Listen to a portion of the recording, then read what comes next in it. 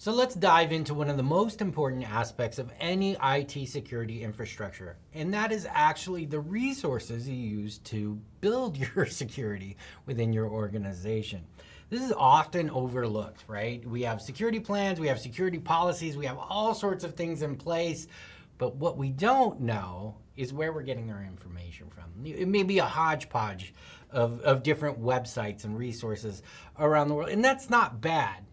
But I would like you to think of having a stable resource within your administrative tool belt is just as important as understanding the equipment you're working with. Having a trusted resource within the security field of IT is so important because it allows you to understand the current threats within your environment, the different threats that may face your industry, different standards and how they've evolved. Maybe even the different patches required for equipment that you currently have on premises. So let's take a few moments. Now, obviously, I'm going to dive into a few resources. They are not in any way a comprehensive or the total list of what you need. This just touches on where you might want to look for trusted resources for your organization. Now, the first one we're going to talk about here is the Center for Internet Security. This is one of those global nonprofit organizations.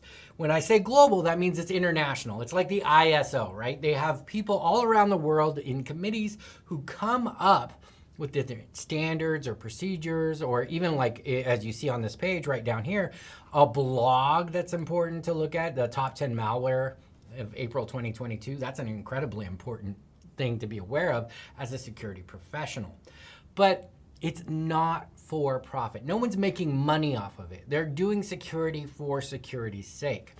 One of the cool things about this website that I'll dive into, and again, you'll find lots of websites that are similar to this, but the Cis Controls, this is a really good kind of framework or tool that you may use to help build standards and procedures within your organization.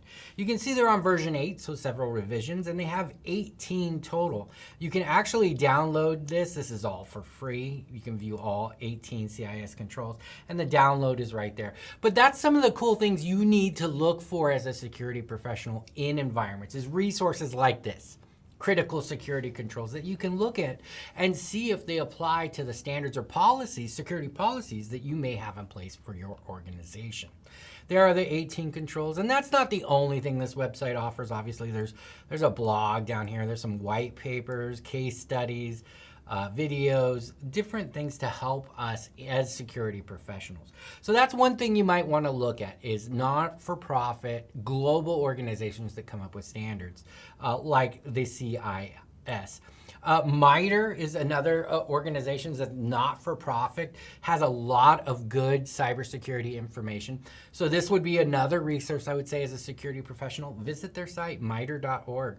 They have a CVE, which, has all the vulnerabilities listed for different vendors. There's all sorts of great information here. Again, not for profit. So one of those resources that have a little bit more trust out of the gate, because profit isn't driving the information. Next up on our list is Nist. Now, the National Institute for Standards and Technology is a government entity. It's a part of the government. Homeland Security runs it. That's not all they do. I'm going to actually back out here. This was not part of the plan, but I'm going to back out. I'm going to show you that topics here, they do a lot of things for the government, and they come up with standards and technologies and ways to measure things and things in place, but they do have information technology and cybersecurity. This applies specifically to our environment, right? Our working environment. So it's important to know that for the United States, at least, this is an incredible resource we have. You can see that under featured content to the right, you can see they have a computer security resource center, a privacy framework. Wow, I'm having trouble highlighting things. Small business cybersecurity corner. This is an incredible resource if you're running like 1 or 2 employees within your IT infrastructure. You want to spend some time here to help develop a comprehensive security posture based on a framework that works with the standards or regulations you're adhering to.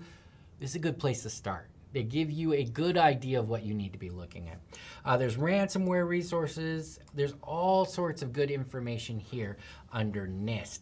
So this is one of those sites as a US-based organization. As a security expert, I would have definitely either bookmarked or memorized on where I want to go.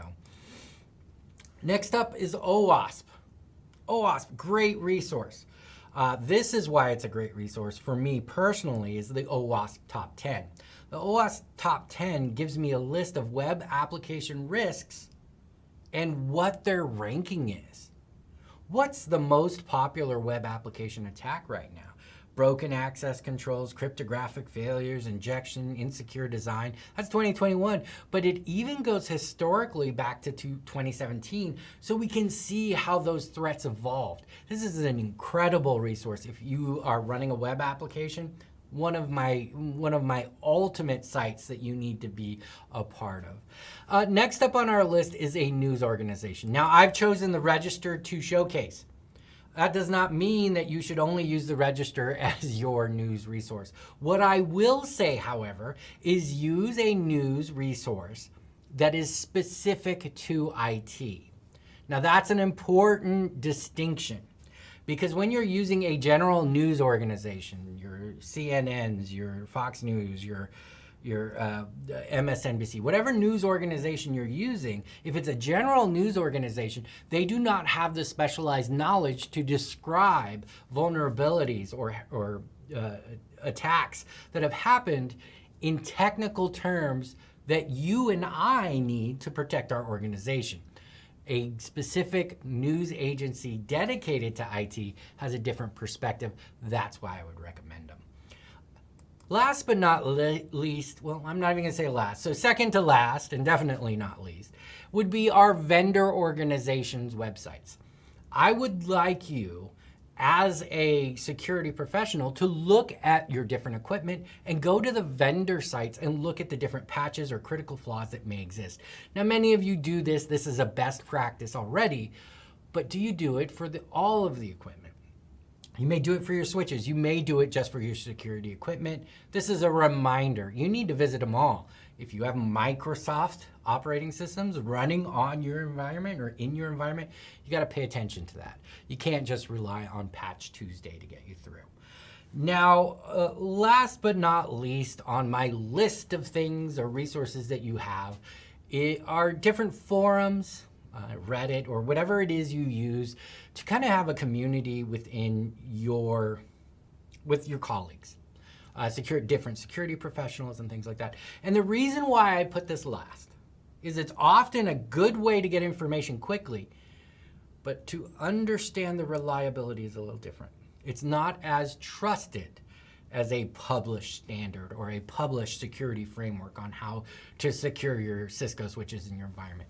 It's not that, but it's also useful and helpful. Is it a trusted information source? It will depend. And a lot of times you have to take things with a grain of salt. One thing I would like you to remember is within the security world, knowledge is power. And how we respond and the information we have to respond to the different incidents we see, that changes everything for our careers and our organization. So hopefully this helped you out.